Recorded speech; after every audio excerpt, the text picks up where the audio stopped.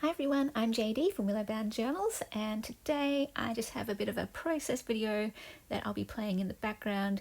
I've got one of my manila folders here that I've cut in half and some book pages, and I'm just going to collage on top of this manila folder. I've got a Bostik glue stick here and just gonna rip up pages and have fun laying them down. Often this is just a great way for me to relax and listen to a podcast and just have fun creating in a really easy, carefree way because you can cover this up later. I turn these into tags and journal cards and decorate them afterwards once they're all cut up. So while I just do this in the background, I wanted to share another faith message today, and I wrote something out and not sure how coherent it is, but just felt this was on my heart to share and hope that it is encouraging and helpful. And here we go. So you may have felt overlooked, neglected, forgotten, hidden, not seen. I know this because I have felt these things in the past, and currently I've felt these things as well, and I know I'll probably feel those things in the future. There might be things that happen to you or things that go on inside you that no one has seen, but God sees. He's been with you since you were born, and he thought of you before you were born. He doesn't stop every bad thing happening, but he is with you and he sees you. He hears you and he loves you, and he has a plan for you, a plan for good, a purpose for you to bring good to all around you. You are his soothing balm to the bad in the world. Out of the dark places you've been and the struggles you've had, he gives you your greatest victories that help others and show him to the world. Victory might look different from person to person. For some, it might mean this specific hardship goes away. For others, it might mean the hardship is what brings healing into the world and glory to God. This reminds me that I don't need to pray for God to take the hard stuff away, but I can pray that the hard stuff will help others and that it will glorify him. I don't ever need the hard stuff to go away because I have everything I need.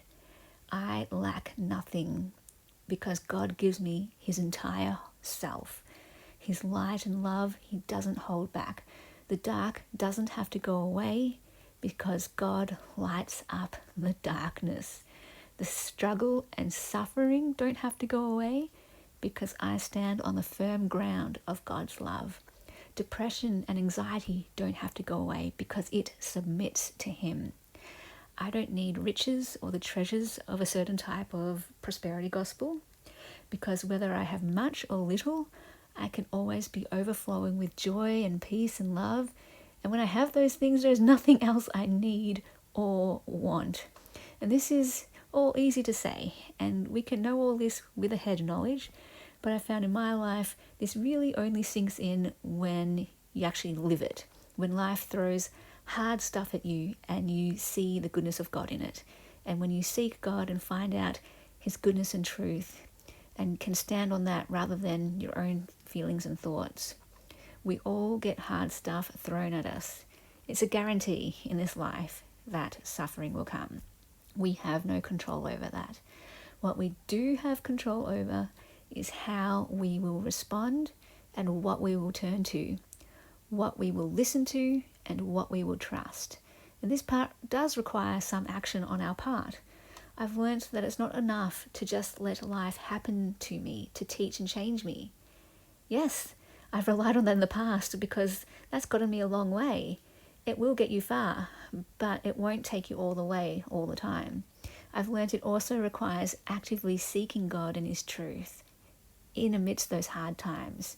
Now this takes more effort and time, especially in the hard times. We don't want to put in the effort, but it's so worth it. I've seen that in my life. Without doing that, without putting that effort to seek God and his truth, I'm swayed by my own circumstances, and I can go to my default mode of thinking things like, I'm a bad person and that's why this is happening to me, and I'm all alone and things will never get better and I can't go on like this. And that's my natural default mode. But as soon as I actively seek God through prayer or journaling, creating or reading the Bible or chatting with him at the beach, my perspective changes. and I am encouraged and strengthened. The situation might never change, but I've learned it doesn't need to, because now light has entered that darkness. Light has been brought to that darkness through that connection with God, through knowing him, through knowing his goodness in that situation. Love, his light, has been brought to that situation. That changes everything. So even if nothing changes in the physical, in this world, I'm the one who's changed. My heart has changed. My eyes have changed. I realize I have everything I need. I am seen, heard, loved, and known in the hardest of times. I have been given light in the darkest of places, and I can pass that light on even when the darkness is still there. I pray we can all know God and know him more. I pray we can know his goodness and his light and his love in every situation. And I also want to share that if you're not in that place where you know this goodness of God and the reality of his light and love and what that actually feels like in a tangible way, that is okay. There is no judgment or blame. Sometimes life is just full of bad rather than good, and so it's understandable and reasonable that the goodness of God isn't a tangible reality or a comfort or an encouragement. It can feel like quite the opposite sometimes, like burning coals on your head. And I struggled with this idea a lot last year, actually. And while I don't have any definitive answers for anyone, something that did help me at the time was reading the story of Job in the Bible. It showed me that we are seen, we are heard, and we are not alone, and we are loved in those hardest of times, just as Job was. And I don't know why those hard times happened, but goodness does come, even if it's just that being seen and heard and loved in it. That's something I can hold on to. And something else that helps me is to not ask, why is this happening? Because sometimes we're just not ever going to get an answer. And that can be really hard. So a question that I can turn to instead is, how can I use this to help others? How can this glorify God, and how can this make the world a better place? How can my suffering help others, other lives? Now, this might not offer comfort to anyone else, and that's okay. But this is where I'm at so far in my journey, and I'm still not sure. I still have questions. I still wrestle, and that's not just okay, but part of this whole thing called being a follower of God. Trust takes time. We're learning. That's what disciple means. You're a learner. We're learning how to do life and follow God, and learning about who God is and the goodness of God. We're learning. It comes from getting to know someone. Trust comes from getting to know someone and doing life with them. It can take a whole lifetime. And God is so patient, and he's so okay with taking as much time as needed to build up that trust. It's not necessarily like this overnight thing. And if you would like to take that first step to going on a journey of trusting God and getting to know him, he invites you to do that.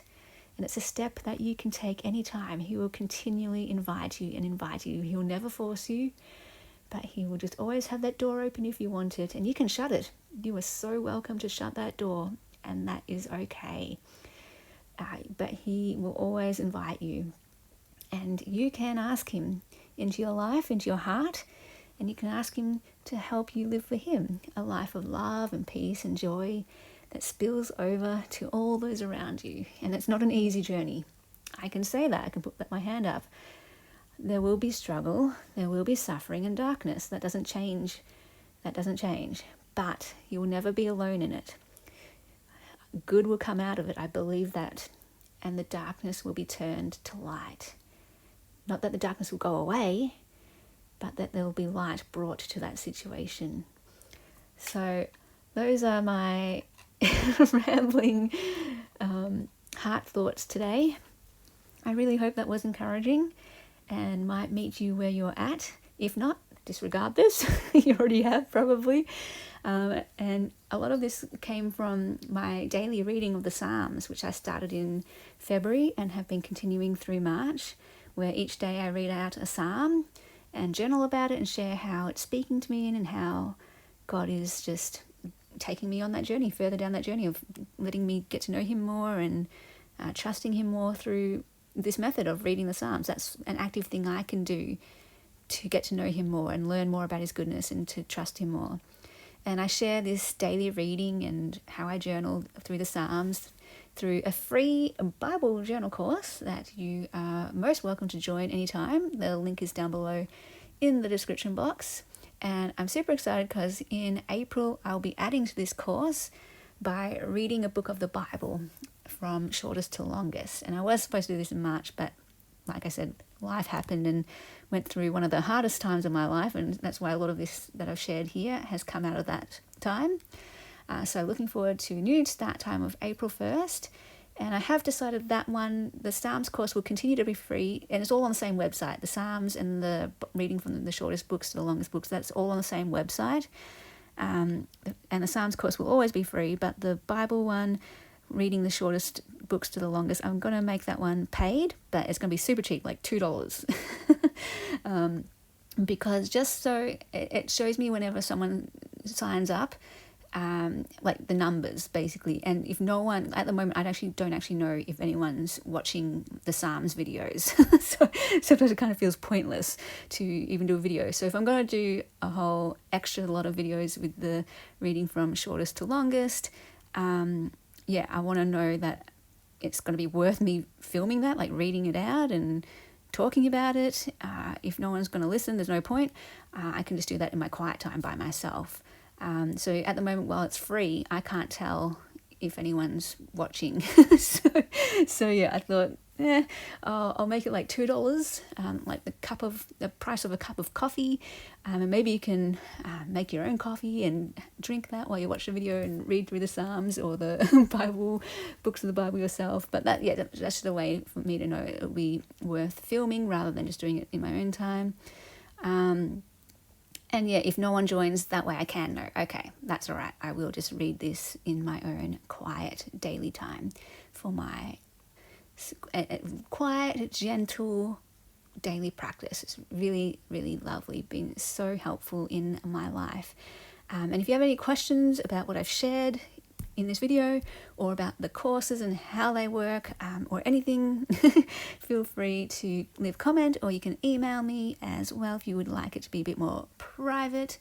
If you have any requests or whatever, feel free to get in touch as well.